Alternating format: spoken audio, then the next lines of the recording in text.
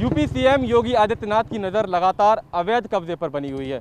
UP सरकार ने आज सुबह तड़के दिल्ली से सटे मदनपुर खादर के इलाके में कार्रवाई की है और ये वो ज़मीन है जो आप मेरे पीछे देख रहे हैं, जहां पर रोहिंग्या परिवार अवैध कब्जे के तहत रह रहे थे। ये ज़मीन यूपी के सिंचाई विभाग की है। सिंचाई विभाग यूपी सरकार की तरफ से यहाँ पर एक बड़ा बोर्ड लगाया गया है जिस पर साफ साफ लिखा है कि इस ज़मीन पर किसी भी तरह का निर्माण करना, मलबा डालना पूरी तरह से अवैध है और ये एक दंडनीय अपराध है। लेकिन इस सब के बावजूद भी कई महीनों से और बल्कि सालों से यहाँ पर रोहिंग्या परिवार रहते आ रहे थे। इस ज़मीन पर बीते दिनों झुग्गियों में आग लगी थी और लंबे अरसे से यूपी सरकार को इस ज़मीन को खाली कराने का इंतजार था, जो आज सुबह 4 बजे यूपी सरकार का जो बुलडोज़र है वो यहाँ पर पहुँचा और ये कार्रवाई की गई। यूपी सरकार ने बाकायदा इसके लिए दिल्ली के उपराज्यपाल से बात की और उपराज्यपाल की मर्जी के साथ यूपी सरकार के बुलडोज़र यहाँ पर पहुँचे और सुबह 4 बजे के आसपास ये कार्रवाई यहाँ पर की गई। तो कहीं ना कहीं ये ज़मीन इसलिए महत्वपूर्ण हो जाती है क्योंकि अगर आप यहाँ पर देखेंगे तो ये जो प्लॉट है सिंचाई विभाग का यूपी सरकार का, इसके दाईं तरफ दिल्ली सरकार की ज़मीन है और बाईं तरफ भी दिल्ली सरकार की ज़मीन है और इस ज़मीन की कीमत 150 करोड़ रुपए से ज़्यादा बताई जाती है, जो लगभग 2.5 हेक्टेयर के आसपास है।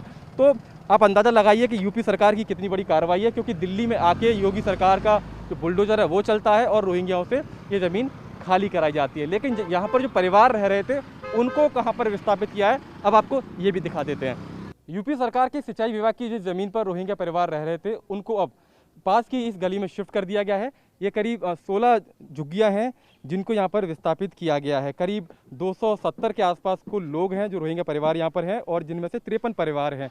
तो फिलहाल उनको यहाँ पर एक टेम्परेरी अरेंजमेंट के तहत यहाँ पर विस्थापित कर दिया गया है और ये कार्रवाई आज सुबह 4 बजे हुई। जो परिवार यहाँ पर रहते हैं उनका कहना है कि यूपी सरकार के अधिकारी यहाँ पर पहुँचे, उन्होंने जानकारी दी कि उनको यहाँ पर कार्रवाई करनी है, ज़मीन खाली करानी है और उसके बाद ये कार्रवाई की गई और फिलहाल ये परिवार यहाँ पर रह रहे हैं। इन परिवारों का कहना है कि हमको एक अरेंजमेंट करके दिया जाए जिससे कि बार बार यूपी सरकार को कार्रवाई ना करनी पड़े।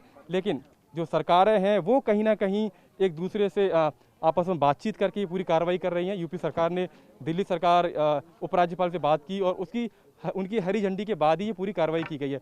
अब आपको आगे की तस्वीर दिखाते हैं। ये परिवार यहाँ पर लंबे अरसे से रहते आ रहे हैं और तमाम तरह के आरोप आम आदमी पार्टी बीजेपी के बीच एक दूसरे पर आरोप प्रत्यारोपों का खेल चलता रहा लंबे समय से और जब चुनाव आते हैं तो ये मुद्दा काफ़ी गर्माता भी है। तो करीब 253 ये लोग हैं। आप जो झुग्गियाँ इस तरफ देख रहे हैं तस्वीरों में, ये झुग्गियाँ यहाँ पर पहले से हैं।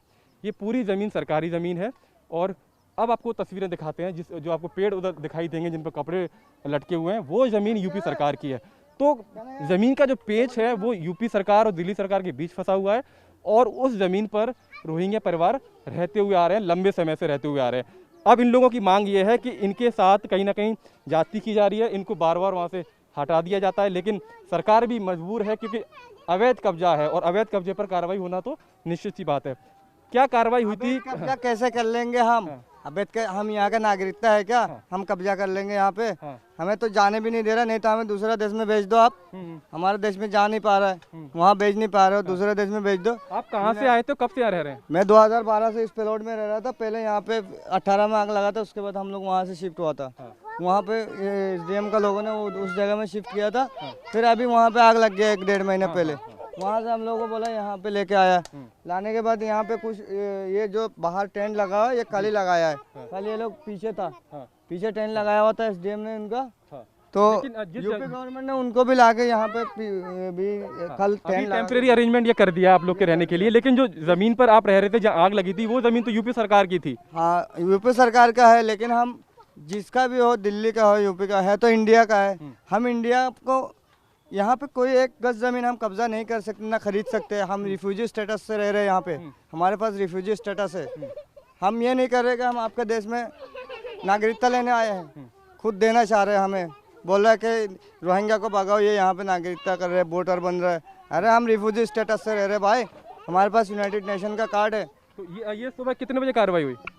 ये तो सुबह फजर से रात 4-5 बजे आ गया था, सब डंडा बजा के सबको इधर ले गए लोगों को। तो ये वो परिवार हैं जो यहाँ पर लंबे समय से रह रहे हैं। इनका ये कहना है कि हम ज़मीन पर अवैध कब्जा नहीं कर सकते, हम रिफ्यूजी स्टेटस के तहत यहाँ पर रह रहे हैं और यूपी सरकार कहीं ना कहीं अपनी ज़मीन लंबे समय से खाली कराना चाहती थी और ऐसा करने में कहीं ना कहीं सरकार अब कामयाब हुई है। लेकिन सवाल ये है कि सरकार अपनी सरकारी ज़मीन तो खाली कराना चाहती है, लेकिन कब तक ये परिवार राजनीति की भेंट चढ़ते रहेंगे, क्योंकि कहीं ना कहीं इनके रहने के लिए, इनके ठहरने के लिए एक जगह सरकारों को देनी होगी। कैमरा पर्सन गंगा के साथ मानव यादव, TV9 भारतवर्ष, दिल्ली।